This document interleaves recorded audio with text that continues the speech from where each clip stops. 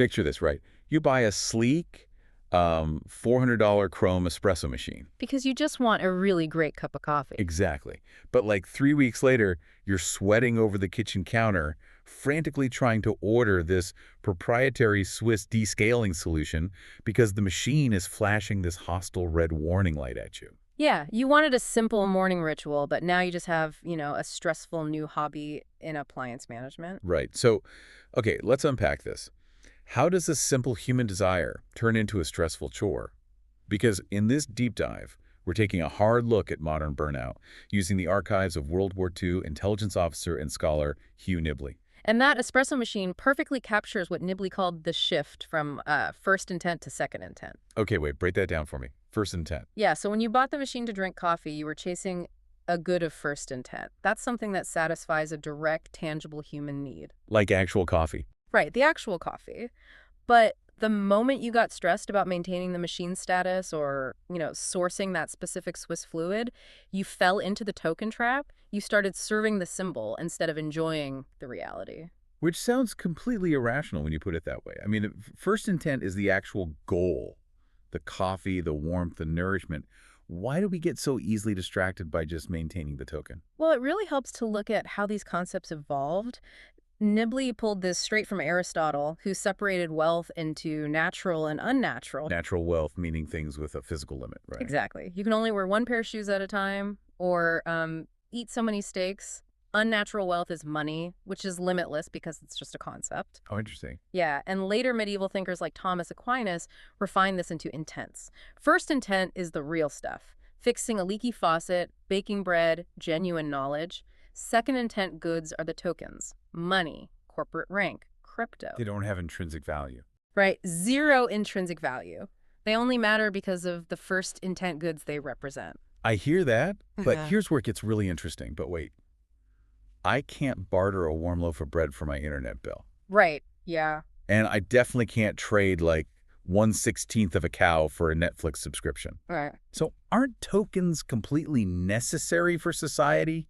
We kind of need them to function. Oh, absolutely. And Nibley would actually agree with you. I mean, he wasn't a Luddite advocating for a return to the barter system. Tokens are highly efficient tools. So what's the actual crisis then? The crisis isn't that tokens exist. It's what he termed the great inversion. It's the moment the map eats the territory. The map eating the territory. Yeah, imagine buying a highly detailed topographical map of the Bitterroot Mountains. You spend years framing it, highlighting the trails, arguing with people online about the best routes. But you never actually step foot in the woods. Exactly. Modern life has basically turned us into a managerial class obsessed with organizing the tokens, while we entirely forget to experience the actual territory. Man, that framing the map analogy perfectly captures that feeling in the sources of being satiated but malnourished, which is just a haunting phrase. It really is. It's like having 5,000 connections on social media, but no one to help you move a couch. Yeah, satiated but malnourished. But let's dig into the mechanics of this, right? Biologically speaking, why does our brain voluntarily accept this hollow trade-off? Like if we desperately need a real vacation, why do we ruin it by fighting with our spouse to get the perfect photo? Well, that is a psychological sucker punch right there. Our brains evolved to seek out first intent realities for survival. Autonomy, competence, community. But the tokens get in the way. More like they hijack our dopamine systems. They provide a measurable instant hit of perceived progress. Oh, like likes on an Instagram photo. Yes. The sociologist Jean Baudrillard called this hyperreality, where the symbol becomes more real and more important than the reality itself. The photo gets quantified with likes, and that feeds the brain's reward center way faster than the slow, quiet contentment of just, sitting on a beach. So we're just substituting a deep biological need for a fast, cheap metric. Exactly. It reminds me of Karl Marx's idea of commodity fetishism in the sources. A factory worker stops making a shoe to protect a human foot, and the physical shoe becomes completely irrelevant. Right, they're just grinding for the wage. Exactly, the second intent token, just so the owner can maximize profit. Yeah. The real human need becomes a total afterthought to the math. And obviously, the sources aren't saying we have to agree with all of Marx's politics, but that specific observation about the math replacing the human need is spot on. Yeah, and the danger of living entirely in that math is fragility.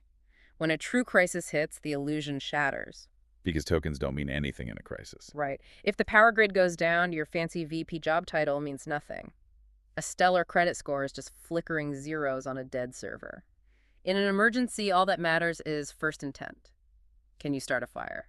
Do you know your neighbor's name? When we spend our entire lives chasing extrinsic tokens, our real-world competence just withers away. Yeah. Which brings us to the practical application for you listening. How do you actually protect your first intent in a world built entirely on tokens? Well, the sources suggest carving out strict token-free zones. Oh, I like that. What does that look like?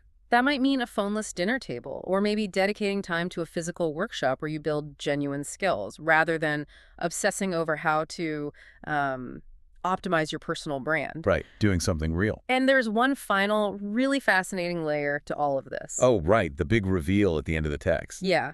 The author of our source text actually reveals right at the very end that they are an AI. Which is wild. It is. The text we are analyzing is literally the ultimate second intent simulation. It's a token of intelligence and synthesis, entirely lacking the first intent of an actual human mind or body. Wow. Which leaves you with a really critical question to mull over. If our very tools for learning, like the AI that compiled these notes, are themselves second intent tokens, how do you ensure the insights you gain today become a first intent action tomorrow? You really have to make that leap yourself. Exactly. Don't let this deep dive be just another digital token you consume and forget. Close the app, go put your hands in some dirt, talk to a neighbor, and maybe just enjoy a simple cup of coffee without worrying about the blinking light.